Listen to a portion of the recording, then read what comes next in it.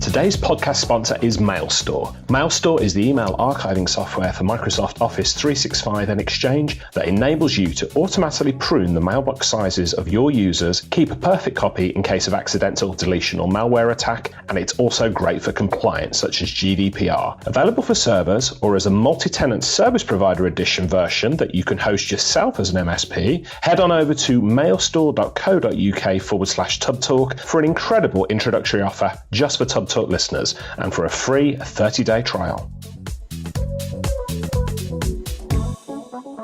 You're listening to TubbTalk, the podcast for IT business owners with our featured conversation with Richard.Tubb and Paul.Green of MSP Marketing Edge. My name is Jeff Nicholson, and this podcast is all about helping you grow your IT business. In this episode, Richard talks with Paul.Green of MSP Marketing Edge, based in Milton Keynes, which supports IT solution providers and managed service providers with their marketing efforts. You'll hear how Paul's experience of running a B2B marketing company helped him move into the IT niche, why he thinks writing a book is a good idea, and why the MSP business model means owners don't see the need for marketing. This episode was recorded between Richard at home in Newcastle and Paul in his office in Milton Keynes. And now, without further ado, here's Richard.Tubb talking with Paul.Green. Hi everyone, Richard.Tubb here and another interview today. I'm joined today by a new friend of mine, Paul.Green, who is the owner of MSP Marketing Edge. Now, MSP Marketing Edge are a Milton Keynes-based business aimed at helping IT solution providers and managed service providers with their marketing efforts. Paul grew and then sold a very successful B2B marketing company prior to IT support marketing. So he knows what successful marketing really looks like. Paul, thank you for joining us today. Thank you for having me on TubbTalk. I'm an avid listener, and it's kind of cool to actually be here on the podcast. Well, I'm honoured you would join me. Let's jump straight in and address something up front. So you and I have become friends over the past few months. I'm from a very techie, geeky background. You are not a techie, no. Although you are a geek to a degree. We'll touch upon that later on. But you're not from a techie background. Like me and many other MSP owners, you didn't own an IT support business, but you see that as a strength, don't you, when it comes to working with MSPs? Tell me I do, yeah, absolutely. I work with it's probably getting on for nearly 100 MSPs quite closely, whether that's over things like Facebook or face-to-face. And the fact that I'm not coming at everything from a technical aspect, I believe is an advantage, because it means I can step back and, let's use a cliche, almost like have a helicopter view. So I understand what it's like to be a business owner. You know, I was the guy that at 30 quit a job, which was actually quite a well-paid job in the media, started a business in my bedroom, which felt like a really good idea at the time. And, you know, I've been through all the emotions and the highs and lows and oh my God, I can't make payroll, the cash flow crises, the first few staff, the taking out of premises, all the stuff that your average MSP does over a decade. I did that. It's just, it wasn't a technical business. It was a marketing business. It's actually exactly the same model. We were selling services on a recurring revenue basis. It's just what we were delivering wasn't technical stuff. So I always come at it from the business owner's point of view. And when I'm working with someone, with an MSP, I don't really want to get bogged down in, is Continuum great or not? Should I buy IT glue or should I not? You know, and I'm happy to have those conversations. And the fact that I've just said those two things, you know, I'm obviously aware of stuff, having worked with MSPs for a couple of years, but I don't want to get bogged down in that kind of stuff, because I want to be able to stand back and say, I mean, let's take Continuum, you know, as a concept, outsourcing your low-level grunt work to another company that can do it better and faster than you, if it works, in principle, is a bloody great idea, because that frees you, the business owner, and your top technical staff to focus in on the things that make the biggest difference to the clients. So the things I'm interested in are helping business owners have a great life, helping business owners free themselves from the prison of their own business, business. And typically that's done through great marketing, because if you can get more new clients and you can get your existing clients to choose to buy more from you, that delivers a level of freedom. So the fact that I don't come from an MSP background, as I say, I believe it's an advantage. I really do. Yeah, I think it is as well. And I'm going to look at it from a different perspective. So I am a techie, I'm a geek, as we've touched upon there. So I used to run an MSP myself. Interestingly, the flip side of the coin is a lot of the work that I do, people outside the IT industry say, hey, Rick, there's stuff you talk about for the IT industry, that's applicable to my business, and I'm a florist. I'm I work in real estate and things like that. So I totally get it. I think good business is good business, isn't it? Yeah, regardless of what your background is. It is. The business I sold in March 2016 specialised in healthcare marketing. So vets, dentists, and opticians, all business owners. And if you put a vet, in particular a vet and an IT owner together in a room, they'd have 80% of their business is the same. So okay, MSPs fix computers and stop computers breaking. Vets do the same to animals. Vets are moving right now from a break fix model to a recurring revenue model. They have that hassle of someone's got to be there at 8:30, 9 o'clock in the morning, because that's when the phone starts ringing, or in their case, animals coming through the door. It's literally exactly the same business, and no surprise, they have exactly the same challenges. It's keeping control of costs. It's finding good staff, keeping good staff, because both MSPs, the technical sector and the veterinary sector, have real problems getting qualified staff to stay. It's the fact that clients stay for years, which is good, but their expectations go up and they want the bills to go down. It's that they're almost identical businesses, and that's where I come at it, from that 80% of things that make the biggest difference.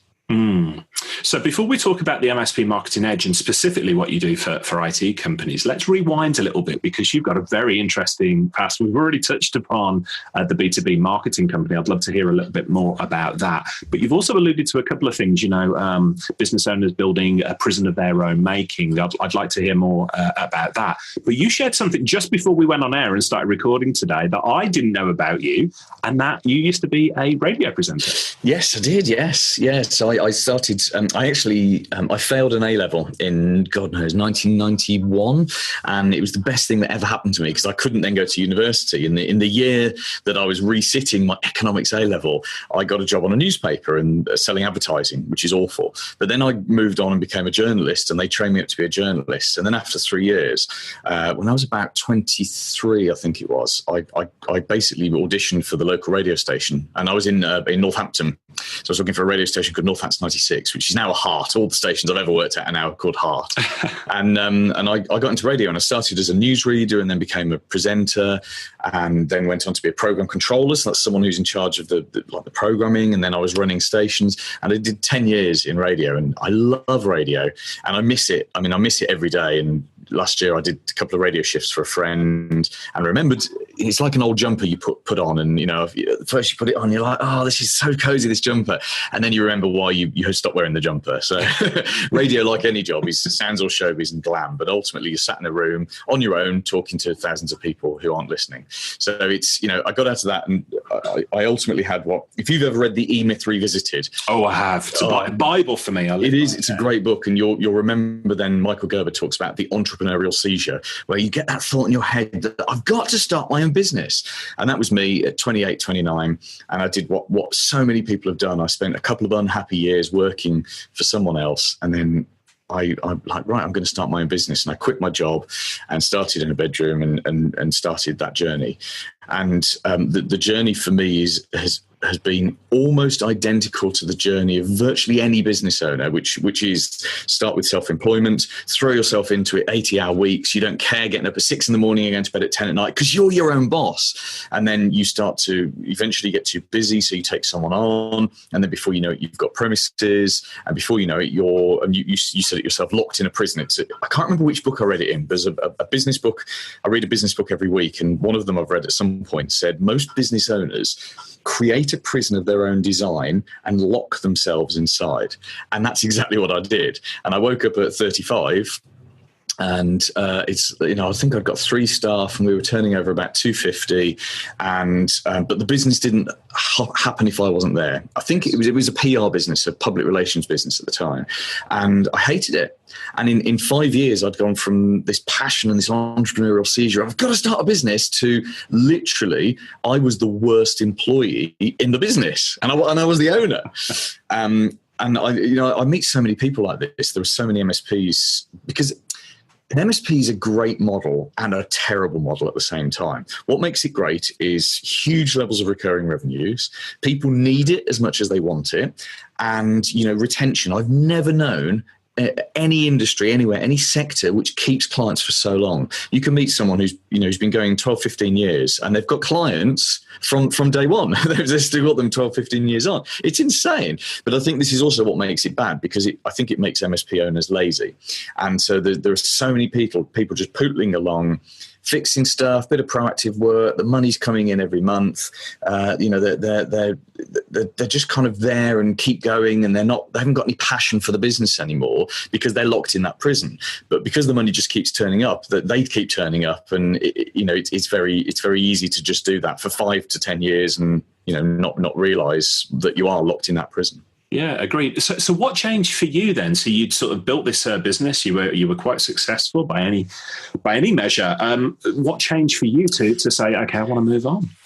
Well, my wife and I were trying for 5 years to have a baby, and it wasn't happening for no reason. There was nothing wrong with either of us. Although our fertility consultant said she was old and I was stressed, which was nice.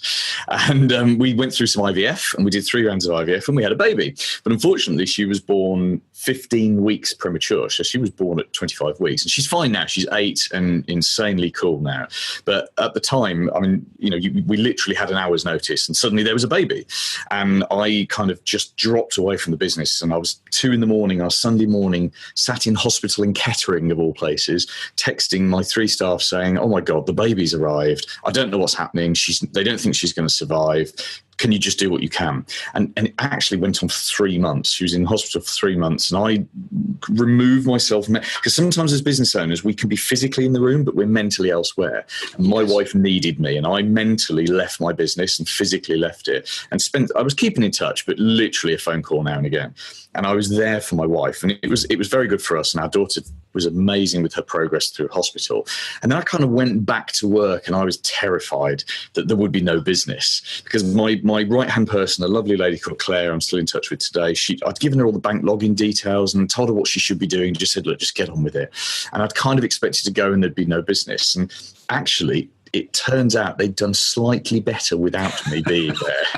So how did that make you feel? Because I've gone through exactly the same process myself. Because it wasn't planned, I was relieved, and then offended, and then terrified. I remember sitting in my office. We had a little rented, like a farm unit that we rented at 6:10 in the morning on the first day I was back, thinking, oh my God, they've fixed this. They've actually got a new client in. They've kept the payroll going. We've got more cash in the bank than I'm here. And when I got back and talked to them all and bought them all a coffee and said, well done. And I said, so what made the difference? And they looked at each other and laughed and said, well, you weren't here creating chaos. And I realized that in my drive to try because I really wanted to grow this into a big business and to free myself and all of that. And in my drive to do that, I was just constantly diverting their attention off what they were trying to do and coming up with stupid ideas. So virtually from that week on, I stopped going into the office so much. So I worked full time in the business, but initially I would work out Starbucks, Costa, McDonald's, anywhere with Wi-Fi and power. That was my office. And then I'm speaking to you now from an office I have near my home. We actually moved an hour away from where our work office was, and I got a separate office unit, so I've got somewhere to work, but without, I can't be interrupted by staff, by family or whatsoever. And the business just grew. I mean, I can't remember the figures now, but we flipped the business model. We moved to a recurring revenue model. We completely changed what we did. We came up with a niche focus on the healthcare. Forget the word healthcare. Niche focus is the key lesson for that, and it grew and grew and grew. At its peak, we were doing a 7-figure turnover, 6-figure EBITDA. We had 15 staff at its peak. fact, here's an interesting lesson. I made 3 of them redundant, and the workload didn't change. The work being done didn't change, but the profits went up. That was quite an interesting lesson, and in overstaffing. And then we sold it in March 2016. I can't tell you how much because I'm still in my within my sort of restricted zone on that. But it was a nice premium sale, and I walked away. I did a 6-week handover and more or less walked away. And the reason that we sold that business was it was a great business. It was a cash flow positive. It operated without me, so I was still steering the ship. But at that point, I was going into the office. I think it was like 2 hours on a Thursday morning. I called that Angry Thursdays, where I'd go in and get angry with everyone and then sort of walk away. But it was highly systemized. The staff knew what they were doing. I went on a 3-week cruise 6 months before, and they barely even noticed I was gone. It was that kind of level of disengagement. And I sold it partly because I was bored, and partly because we obviously had a good offer. But that was a very interesting. We did that in 6 years, and that was fun. That was a lot of fun. That is a fantastic story, and I totally empathise with the, when you realise the business can run without you, and on a rational level, that is fantastic. On an emotional level, an ego level, I remember going to the cinema because I like daytime cinema for breaks and thinking and motivation. I remember going to the cinema about a year before I sold it and coming out and turning on my phone, and there was nothing, literally nothing. I'd been gone for 3 hours, sucked into a Marvel film. There were no texts, there was no WhatsApp, there was no email, there was literally nothing. I rang my ops manager and said, "Is everything all right?" And she's like, "Yeah."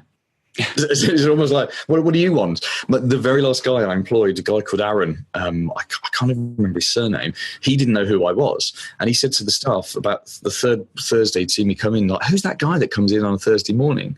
And that's when you kind of realise I've really detached from, what we're doing here. Yeah. Maybe I detached too much, but I do look back now with rose-tinted glasses and think, what if I'd kept it? We could be in on 3 million by now. And it's always easy to say that, but that's certainly the way to do it. And some of the MSP owners I work with today, the ones who are growing the fastest without having heart attacks and strokes are the ones that are in that position where they go into the business by choice. They don't go anywhere near the phones. They don't go anywhere near the clients. They don't get dragged into, can you just? No one knocks on the door to saying, "You haven't got any milk? We haven't got any paper from the printer?" Because all of that is clutter, and it's that clutter that just gets in the way of the big issues, the big things you want to do. In fact, the most successful MSP owners I work with have more holidays and spend the least amount of time in the office. There's one in particular I'm thinking of who will go into his office for 2 or 3 hours a month. And his is the fastest growing with the highest level of recurring revenue and the best staff. And that's because it's had to be that way to give him the lifestyle he wants. So let's talk a little bit more about how you help MSPs then. So the MSP Marketing Edge, what does that look like? And obviously there's a huge marketing element to that. The clue is in the title there. However, I'm getting the impression that you're also helping businesses to avoid the mistakes that you made, if I can go as far as say that. Exactly that. So there's 2 cool things I do. Having kind of semi-retired a few years ago, I got bored very quickly and realised I'd sold my income stream and I didn't want to live off my capital. So I couldn't work with the vets, dentists and opticians, and I looked around and found tech support and IT support as I thought of it back then. And I've had a few clients over the years, delved into the market. I subscribed to your list. I found other people, and I realised I am a geek, as you said. I'm not particularly technical, but I do love talking about computers and technical solutions and all of that kind of stuff. And very quickly, I identified there are gaps in the market. The biggest gap, which we're trying to fill here in the UK and soon to launch in the USA, is that most MSPs aren't very good at marketing, and it's the world of marketing has changed around them. So the MSP Marketing Edge is stuff that we give to an MSP, just one MSP per area every month, that they can use as their marketing material. So I'm not going to go through all the stuff because there's loads of it, but we give them guides, for example. We ghostwrite books. So we've just written a new book about all the Microsoft software that's expiring in January. So that's a massive marketing opportunity. We've got press releases, videos, emails, Facebook posts, LinkedIn, all that stuff. And the idea is we dedicate an enormous amount of time centrally to creating this huge bunch of content, and then we give it to, let's say, one MSP in Reading, one in Swindon, one in Oxford, and locks out all the others. So the idea is within their area, they can use it to get new clients. And we've made the price of that very, very low. So we've got about, it's nearing about 90 MSPs in the UK that use that now. And can I plug the website? Oh, go for it. I was going to say, I think nearly all of my my own MSP clients. So absolutely go for it. Actually, we do seem to share quite a lot of clients. And thank you. I know you've mentioned the past, so thank you. It's mspmarketingedge.com, and there's a little thing on there. You can go in and put your area in to see if someone's beaten you to it, basically, or if it's still available. So that's the one thing, and that's my big passion project, because we have a huge Facebook group that goes with that, and it's really nice to support people in A, getting new clients, and B, upselling their existing clients, which is the sort of the second part of that. The other thing I do is I have some mastermind groups, and they're full and will probably be full for the next number of months. And I have only 2 groups because I get tired if I have more than 2 groups, which makes me sound a bit weak, but I've done this for years, and I like having a small group and getting really in deep with that group. And we meet once a month in Milton Keynes, which is where I live. There's 13 MSP owners in a room, and we just talk, but it's a structured talk. We talk about which suppliers are good, which suppliers aren't good. Your name comes up every month. Nigel Moore's name comes up every month. We talk about how to get new clients, what's new. We've just put together an enormous LinkedIn strategy. The 2020 thing about the Microsoft software expiring, that came out of one of those groups, and we were just talking about it, and someone flagged it up, and it's just become an amazing environment, safe environment with no recording, no notes. What's said in the room stays in the room, to make more money, and that's the goal of that room, is to make more money. We've helped people fire people, we've helped people lose a business partner by choice, we've helped people to steal tech from someone else, certainly loads of new clients, and massive amounts of upselling, and we've identified something like 40 different recurring revenue streams as well, which is probably the most exciting thing that's come out of that. Because for those that have gone and done that, it's just, we all know that to sell more services to the people you're already dealing with is more profitable than getting new clients. Yeah, well, let's talk about upselling to existing clients a little bit more in a moment. But I'm just fascinated from your experience coming from outside the IT industry, to within the MSP industry and helping IT business owners now. Answer me this simple question with probably a big answer. Why are MSP businesses so crap at marketing themselves? Because they don't need to be good at marketing. It's as simple as that. As I was saying earlier, you can keep a client for 10 years, and it's a very long sales cycle. So most of the decent clients already have an MSP, and the sales cycle for them leaving that incumbent that they're unhappy with, even if they're unhappy, they'll stay for another couple of years. It can take 6, 9, 12 months to get in at that right point, educate them, emotionally connect with them, move them over. So I think 2 reasons. One is that you don't need to be good at marketing because you keep clients forever. But secondly, the marketing is actually quite hard in this marketplace. This is where MSPs do differ from vets. Say a vet can put something on Facebook tomorrow and have 5 new clients in the morning. I kid you not, it can be that simple, because they're dealing with consumers, and it's very emotional because it's about dogs and cats.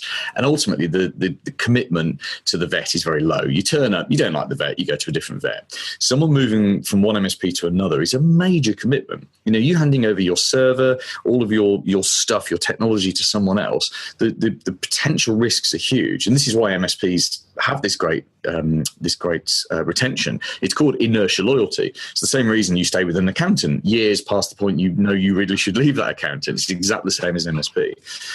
There's loads of marketing out there. There's all sorts of advice, and B2B MSPs is not difficult. It's basic B2B marketing. But I think, once you've got a bunch of clients, it's so easy to just stick with that and do nothing with it. Yeah. What advice would you give to an MSP that is doing no marketing at all? How would you get them to go from nothing to something and to see the results of it? That's a great question. I think you have to think long term. So you have to, good marketing. No, let me reverse back a second. People buy when they're ready to buy. Right now, if you think wherever you are, whichever town you're sat in, there are thousands of business owners and managers sat around you. And at this exact moment, one of them has their head in their hands. They're literally tearing out their hair because service too slow, or this is wrong, or their staff are whinging, all the common symptoms. And imagine if you could get some kind of magical, mystical thing that just connects you to that person right now. You pick up the phone, it connects to them, you would get in and you would have a meeting with them. And we all know once you've had the meeting, you're more than likely to win the sale. This is where this is what good marketing does. And, the old days of yellow pages and all of that are gone. Even pay-per-click on Google, I would say, is no longer a strategy for most MSPs because the cost per click is just too high, apart from the really big companies. So you've got to look at it and say, well, look, people buy when they're ready to buy. How do I get the right message in front of the right person at the right time? And the only way to do that is to build an audience. I'm a big fan of LinkedIn. I think LinkedIn has changed so much in the last year under Microsoft's stewardship. Surprisingly, it's got better. And I say that as not the greatest Microsoft fan in the world, but LinkedIn is a great tool to go and look for business compared to a couple of years ago. Facebook is a surprisingly great place to look for business because even business owners and managers use Facebook, and particularly in their downtime. In fact, if you can reach them in their downtime, it's better. I'm a big fan of data capture and offering people something in return for their contact details, which is fully GDPR compliant. And I think the trick is you've got to build some audiences. I try to persuade all the MSPs I work with to build an audience on, at very least, Facebook. And today that has to be done through Facebook groups rather than through a Facebook page, because Facebook page content just isn't being shown to people, whereas Facebook groups are enormous right now. So you've got to do, at the very least, Facebook. You should probably do a LinkedIn and at least put in lots of content on LinkedIn. And you should certainly be doing data capture on your website. And the trick is to get people in and to drip, drip, drip, drip, drip. You don't want to hard sell them. You want to get them in, start a relationship with them, get their permission for you to market to them, and then educate them. And not about techie stuff, because no one cares about techie stuff. Literally no one. You educate them about the things that matter to them. And what matters to them is reliability, speed, and not being caught out with GDPR or anything like that. Because they don't care about GDPR, but they do care about public humiliation. They do care about fines, all of that kind of stuff. Yeah, that absolutely makes sense. Great advice. Now, we touched on it earlier. Most people, when they think of marketing, they think of reaching new clients. And of course, that's a huge part of growing a business. But in my experience, what lots of MSP owners do is overlook a massive resource, which is their existing clients. So tell us, I know you're a huge fan of sort of upselling, as it's called. Tell us a little bit more about how you educate MSPs to make the most of that resource in front of them.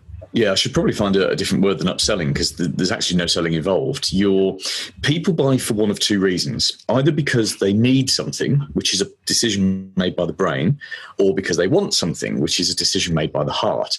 99.9% of MSP purchases, as in people buying from an MSP, is actually a heart decision. It's a want decision. Why would I pick one MSP over another? Because assuming I don't know anything about technology, which the average business owner or manager doesn't, I'm going to pick you because I like you, or I'm not going to pick you because I don't like you. And when we look at existing clients, why would someone buy more stuff from you? Because they want it. As simple as that. I'll give you a very quick example. When GDPR came in May, I was with I think this was in the MSP Marketing Edge Facebook group. We were having a discussion about what we can do what the MSPs can do to get their clients more ready for GDPR. Someone mentioned something about encrypted laptops, and we did a little quick survey of how many laptops you supporting that are unencrypted. And as you can imagine, there were hundreds, if not thousands, of laptops out there supported by my MSP clients that weren't encrypted. So we put together a really quick little phone script, and it was along the lines of this. I'll give you the whole script, because you can still use this today. If you've got any clients with unencrypted laptops, you can literally pick up the phone now and do this. Hi, is that Bob? Yes, Bob. Hi, who's that? Hi, it's Paul here from your IT support company. Listen, how are you doing, Paul? Yeah, do you know, I didn't sleep well last night. Why is that then? Well, I was thinking about you, Bob. Not in any kind of weird way, but as I went to sleep last night, it suddenly occurred to me that you've got, how many laptops have you got in the business? You've got 17. Okay. You've got 17 laptops in the business. And according to our records, they're not encrypted. Well, what does that mean? Well, what that means is, let me put it in layman's terms. If you lost one of those unencrypted laptops on a train, someone, a hacker, without much difficulty could bypass the password and could access your data. Right. And the problem with that is, now that GDPR is in, you would have to ring the ICO and tell them about it. And you'd have to contact all of your clients, in fact, every single human being who's on your laptop, which is probably everyone you know, and tell them you've lost that laptop, which is just a major embarrassment. At which point, Bob, the client, is saying, oh my God, yeah, this is awful. What can we do about it? And of course, that's the point you bring in Bitdefender, or introduce your favorite encryption tool here. Do it as a service. Don't do it as a one-off. It's an encryption service. It's $382 a month per laptop. Should I just get that sorted out for you? Which is the upsell question. And you look at something like that, and Bob now is going to put down the phone and go, oh, And emotionally, he's not going to be sitting there thinking, bloody IT firm has sold me more stuff. He's going to be sitting back emotionally and thinking, thank God someone's looking out for us. Thank God we can make that problem go away for just the price of a coffee per laptop per month. Of course, for the MSP, it's another £2 or £3 of gross profit per laptop per month for the next 10 years. And that's, in my mind, that's what good upselling is about.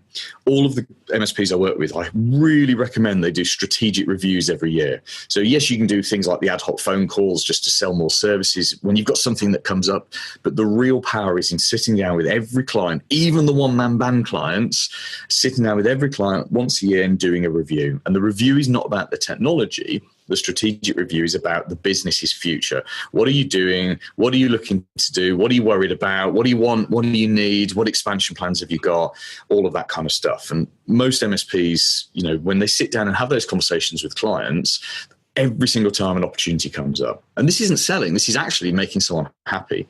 And the great thing is, the more stuff you sell them that they choose to buy from you, the longer they'll stay. There is an absolute direct correlation because it feels as though you are meeting their needs more often. That's fantastic, Paul. And, that script that you gave there, as simple as it is, I think you flipped it. You flipped the sales process around for most MSPs that I come across who are scared of selling because they think, they're trying to persuade somebody to do something. What you've, in that little scenario I've explained there, you are helping somebody to avoid something terrible happen to them, and why wouldn't they do it? You're just absolutely helping with them. So. I don't believe you can actually sell MSP services. I really don't. I think what you can do is you can educate people and let their heart give them space to think and give them space to feel.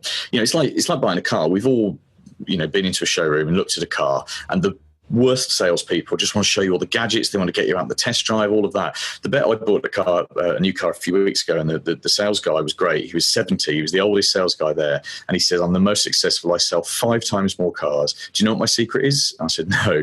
He says, I'm going to ask you lots of questions about the kind of car you're looking for. So it was a second-hand one from like a big car supermarket. He said, I'm going to put you in front of a couple of cars, and I'm going to leave you. And you'll decide which one you're going to buy. You'll buy a car today. And he was right. I've got a BMW 5 Series, lovely car. And I sat in it for 20 minutes, pressing buttons, imagining myself. And I'd bought that car in my heart before we even did the test drive. He didn't need to sell it. In fact, he was dealing with 3 people at once, which was fascinating to see him do it.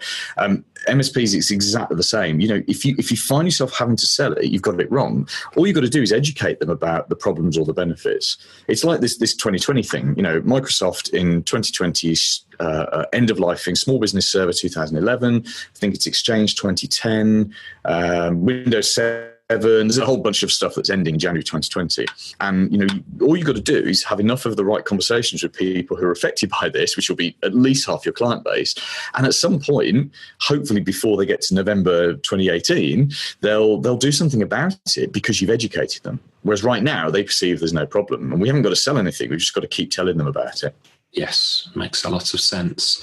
Now, let's rewind a little bit and touch on something you mentioned earlier on. This is something I know very well for myself, and it's the idea that a book really enables you to be perceived as an expert in your industry, whether you are or you're not. Now, I've got a couple of books out there. I'll leave the listeners to decide whether I'm an expert in my industry or not when I answer that question. But you're helping to educate your MSPs that you're working with about the idea of getting books out there. Explain that concept a little bit more, because I've seen some of the books that have come out, and I've got to say, I'm really impressed with them. Oh, thank you. Thank you very much. Books are amazing because we place a value on them that's higher than... You take I've written 8 books, 9 books. I forget how many. I've actually written the same book 9 times because every time I go and work with the market, I rewrite the book for that marketplace, and I'm quite open about that. But there's nothing beats a book for branding you as an expert, because the perception is that publishing a book is difficult. The perception is that you can't be an author unless you're the best. The perception is that it's expensive to write a book. And that's simply not the case. You can take content and put it in a PDF. You could take a book and put it in a PDF and it has 0 value, because we've all got folders on our laptops absolutely chocker with PDFs. And, I'm subscribed to all the vendors' emails just as everyone is, and I've got, literally hundreds of the things. I haven't read any of them, and yet the 2 or 3 things that I have read are the print things that have been sent to me by 1 or 2 select vendors that have decided to go that extra step. And this is why I started publishing books, and I publish my own books.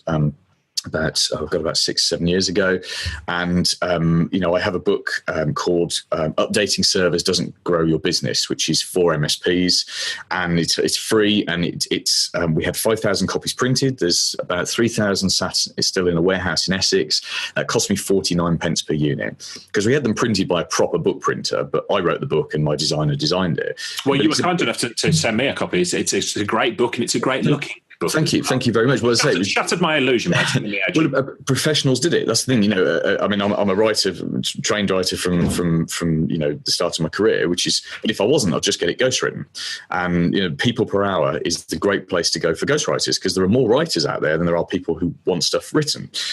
My designer is excellent. The book printers are excellent, and you put all of this together, and it's not a book. It's a business card. It's a 49 pence business card that you got, and it's probably going to sit on your bookshelf because you were probably told as a kid, just like I was, that books are precious. We don't damage books. Even today, my 8-year-old respects books more than anything else. She'll destroy a toy, a £50 toy, and think nothing of it. But a book, she's gutted if she rips a book, accidentally tears a page or something. So that's the power of a book is positioning you as an expert. With the MSP Marketing Edge, I give my clients a book every 9 months or so. And we made a bit of a mistake with the first one because everyone had the same title. So 90 versions of that book were knocking around. And the next one, which is due to come out in sort of autumn 2018, which I'm not going to tell you just about yet because we're just finalising that. But everyone will have a different title. So the contents will be the same, personalised to each marketplace with different case studies, but it'll have a different title to sidestep that. What that allows my clients to do is to position themselves in their local area as an expert. And, imagine going to a networking meeting. I don't like networking meetings, but you can do business there. And you turn up and there's 2 MSPs turn up, and to the average business manager or owner who doesn't know anything about IT support, they're the same business. It doesn't matter actually whether they're any bigger or smaller, they're the same business. One of them turns up with a book and says, well, I'm the author of this book called XYZ. I've got a copy for you. It's $9.99, or I can give you a copy for free. And it's a wholly different proposition because that person is an author. My wife works for the BBC. She's a radio presenter as well. And lots of our friends are BBC lovies, and working out of London, where the 24-hour news channel comes from. And 9 times out of 10, they prefer their experts to be authors. So if someone's going to go and be interviewed on the BBC, and they've got a book, and it's on Amazon, which, by the way, to get on Amazon, you just have to get an international standard barcode number, ISBN. Literally, all my books are on Amazon, but you can't actually buy them from Amazon. It's just automatic. If the author's on Amazon and they've written a book, it doesn't even have to be a best-selling book, that they are more likely to get booked for the BBC and these are the best journalists in the country, working there. It's just an instant expert brand. It's a huge thing to do. Yeah, I absolutely love it. I think it's a fantastic idea. And as with all of these fantastic ideas, it's so simple, and it surprises me. It's remarkable, but it surprises me that more people are not doing it. So let me take that idea a step further then. We've talked about social media. We've talked about business networking. We've touched upon those things. What about what many MSPs perceive as old-fashioned or traditional marketing techniques, such as direct mail? What do you think about those type of techniques? I love direct mail because, I don't know about you, but I get 1 bank statement a month, which I keep for ID purposes because I do property developing and I'm constantly talking to new solicitors. And I get HMRC letters, and that's all I get at home. I don't get anything else. So, imagine the impact. You're sat at home or you're sat at your desk, you've got 2 or 3 brown envelopes, and then an orange envelope turns up and it's got a stamp on it and someone's handwritten it and there's something bulky inside. Which letter are you going to open first? It's going to be the orange envelope, and that's the power of direct mail. In fact, compared to 10 years ago, it's really easy to stand out with direct mail, and the cost doesn't have to be huge. You've got services like DocMail, which is docmail.co.uk, clunky interface but great service. You've got Stamp, which is STANN, so STA November P.com, and there's one other, Mail Shop Maker, which is the Royal Mail Service. And we'll make sure all of those are in the show notes as well. Oh, lovely, thank you. So there's probably other services I haven't mentioned. You can use an online service to do a cloud cloud-based mail merge. You don't even have to get it done in your office anymore. I don't have any staff. Having had 15 at my peak, I made a decision not to directly employ staff for a few years. Got loads of outsourced help, but no staff. So I send out stuff all the time, and we send out 2,000-3,000 postcards, and I do that from Starbucks, pressing keys on a computer and entering a credit card, and it's all done for me. Do you know what? It's faster and cheaper. So direct mail, big thumbs up to that. In fact, here's the ideal thing, Richard. If you want to get new clients, you build an audience, so you find people to talk to, the relevant people. The more niche you can make your offering, the better.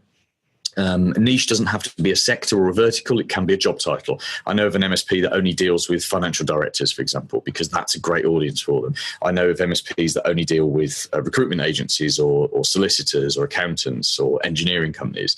You find an audience, you niche it to make your message more relevant to them, because relevance increases results, and then you educate them using as many different methods as possible. So they see some stuff on LinkedIn, you turn up in their Facebook, whether that's the feed or an advert, they get some stuff from you in the mail, they get some emails from you, and you keep doing that. And you might try, they won't read or consume all of them. If you try to touch them twice a month, multi-channel, and in a year's time, they may have read 6 to 9 things that interactions. They feel like they know you. That's the power of this. That's the power of things like having a book and building a database and sending content out to people. Is people perceive that they know you before they ever speak to you, and it's such a powerful. It's a very long-term strategy. This doesn't give short-term results, but in the long term, you literally become unbeatable, because in an area or a vertical or a niche, you become the go-to person, which is such a powerful thing. I mean, I'll give you an example. I was in vets, dentists, and opticians for 5-6 years, and even now today, I haven't been in those sectors for 2.5 years. Just yesterday, I had a phone call from a vet company in Ireland that wants me to go out and present at their conference. And the guy said, I've got your book, sat on my desk. I've had that a couple of years. He's had it 6 years. I read your emails. I haven't sent any emails for 2.5 years, but I've been so front of mind that, at that point, he said, I've been meaning to book you for my conferences for years, and now I can do it. And, so I haven't communicated. I didn't even know who this guy was. I haven't communicated with this guy for 2.5 years because I sold the business and I don't have the right to communicate him anymore. And still he managed to track me down to book me to go and speak at his conference. And, that's the power of that drip, drip, drip, drip, drip. Can you see what that would do to an MSP over like a 10-year period? It's incredibly powerful, yeah. Do you ever let me rephrase the question. What frustrates you about MSPs? If you could ever find yourself in a position where you want to slap an MSP owner around the back of the head because they've said something that they believe is unique to them, but you see with every MSP owner ever, what is that thing? What frustrates you about working with MSPs? Oh my God, there's such a long list. Try to narrow it to just one if you could. Okay. Okay, probably the number one is the business owner being dragged into technical solutions. So I appreciate when you're a 1-2 man band, you can't get away from that. But I work with owners who will have, 3 or 4 first line, a second line, a third line. I have plenty of technical resource, and you'll catch them answering tickets or picking up the phone.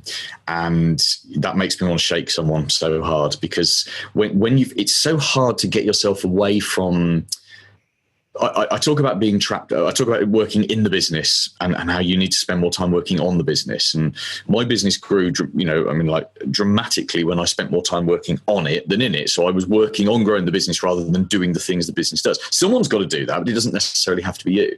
So I think once you've freed yourself, and that's the hardest thing to do, once you've freed yourself from the day-to-day doing in the business, so many people then they don't know what to do with that time, that they find themselves just faffing, fiddling, doing things like let's review 10 suppliers. Let's not review 10 suppliers. Let's get some marketing done.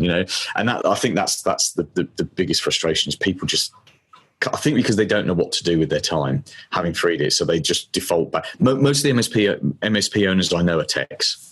they're techs who built a business around being a tech, so they default back to being techs. And you're better off actually going and spending time with your kids, or going to the cinema, or just go for a 10-mile walk. I love going for 10-mile walks because it takes hours. If I go down a canal, because I can't back out halfway through.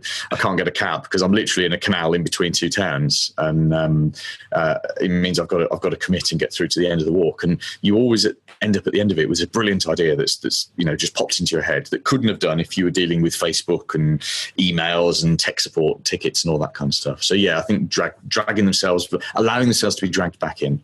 Yes, is the biggest frustration. Absolutely, and I would share that frustration as well. So, very conscious of time. You're a busy man doing lots of different things that we've touched upon here.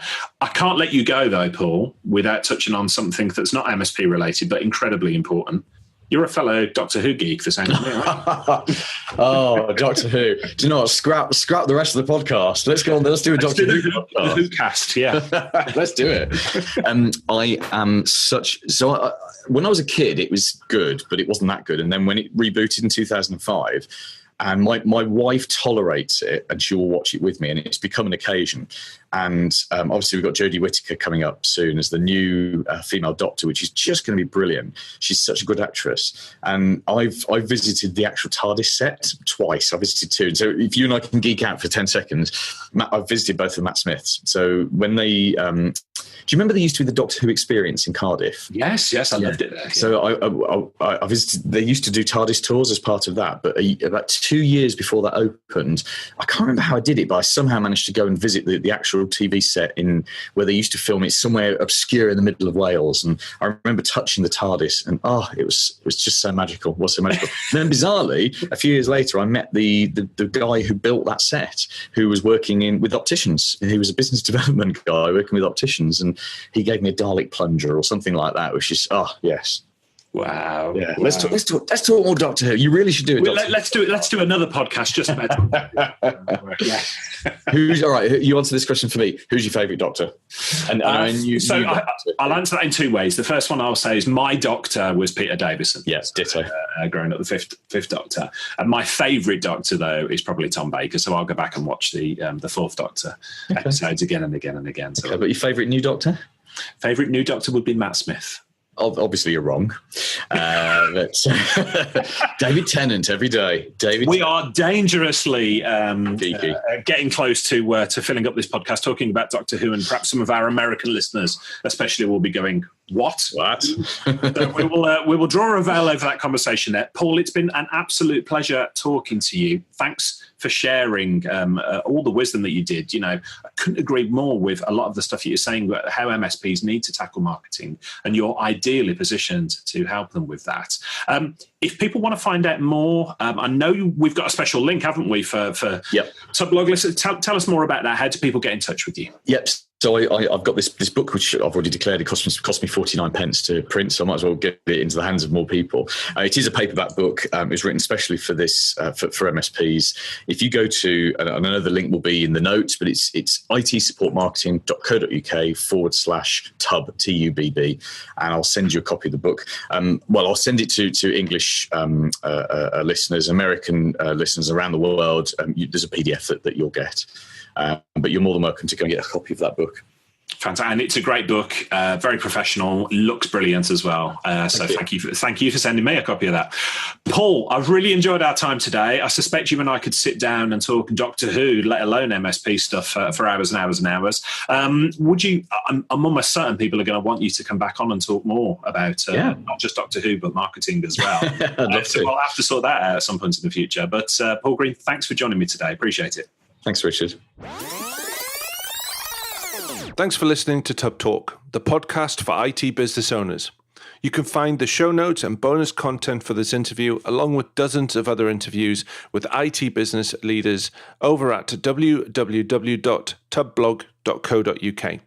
If you enjoyed this podcast, then we'd really appreciate you rating and reviewing the show over at iTunes. It helps the show reach new listeners. Tune in for our next episode when Richard speaks to his latest guest for more valuable insights into the world of business and IT. Thanks for listening, and we'll speak with you next episode. Have a great day.